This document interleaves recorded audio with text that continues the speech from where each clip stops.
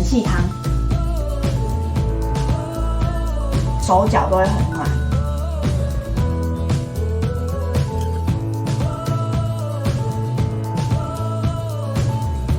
嘿，大家好，我是芬姐，我是小帮手。元宵节快到了，那我要做一道甜汤。那这道甜汤的名字呢，叫做元气酒酿红豆甜汤。元气呢，就是元气汤，全台湾的同胞应该都知道，台大孙丹迪医师。好，那个不要啦，他是谁？我不知道。我也是台湾人，我不知道。那我现在就告诉你。孙安迪医师他发明了一道这个养生汤，可以提升我们的免疫力哈。春天要养肝嘛，健脾嘛。那还有呢，就是让我们的免疫力提升。OK， 那我们现在呢就开始先烹调，因为这一道甜汤的基底呢就是这个养生汤。好，那养生汤其实做法也非常简单。OK， 那我们就开始喽 ，Let's go。养生汤呢主要有3样东西，20克黄芪，15克红枣。15克的枸杞，这是我们的养生汤的部分。好，那这个因为呢今天做的是甜汤，所以呢我还要再加一些干的龙眼。这个龙眼呢也是20克，黄芪、红枣跟桂圆都洗干净了。好，1000cc 的水给它煮滚，直接下这个中药材。枸杞你如果太早下的话它这整个汤呢，我觉得会酸酸的，所以我自己习惯的是把这个枸杞呢晚一点才下。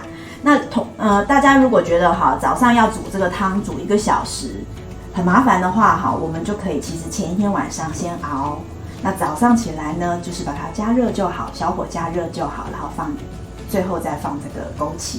那最少呢大概会煮1个小时。这呢是我早上已经花1个小时先煮好的元气汤。就是这样子，你看桂圆都煮开了，我现在过滤。黄芪可以补气补血。黄芪呢我们不吃啦所以呢我大概就把黄芪挑掉。柴柴的不好吃，味道都已经煮到汤里面了，你要不要试看？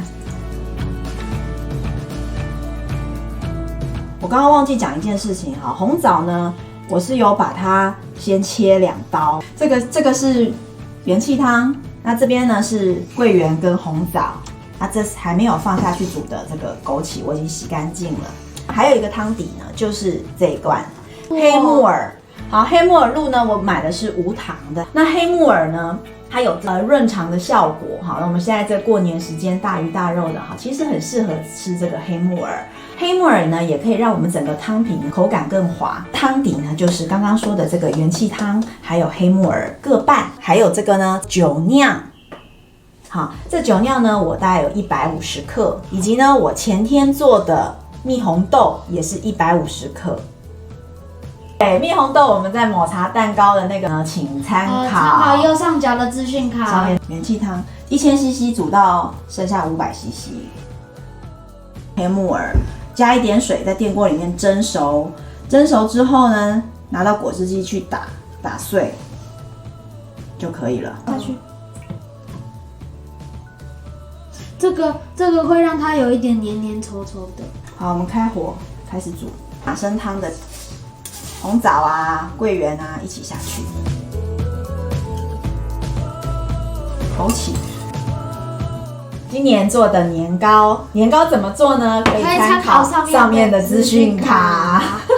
那年糕大家就是过新年做了很多，或者买了很多，吃不完。那我呢，这个年糕是最后再放在我的甜汤里面的那我先把它切一下，我不需要放这么多。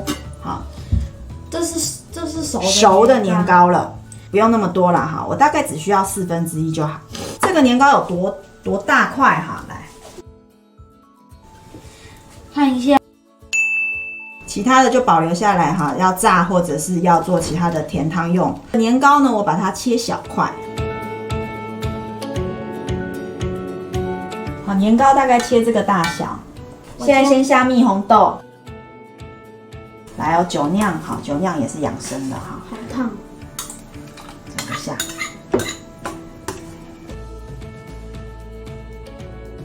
这时候呢，我可以试喝看看它的味道。不够甜的话呢，我们就加一点红糖。不是冰糖粉哦。养生的红糖，这样子1匙哈，大概10克。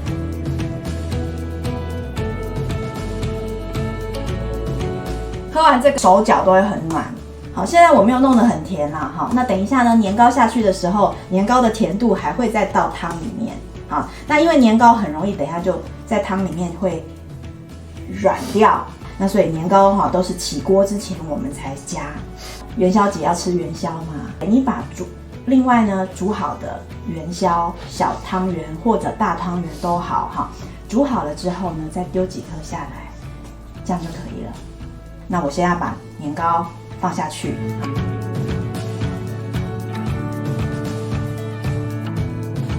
年糕下去就可以关火了。甜汤的余热把那个年糕呢，就是加热啊，你看，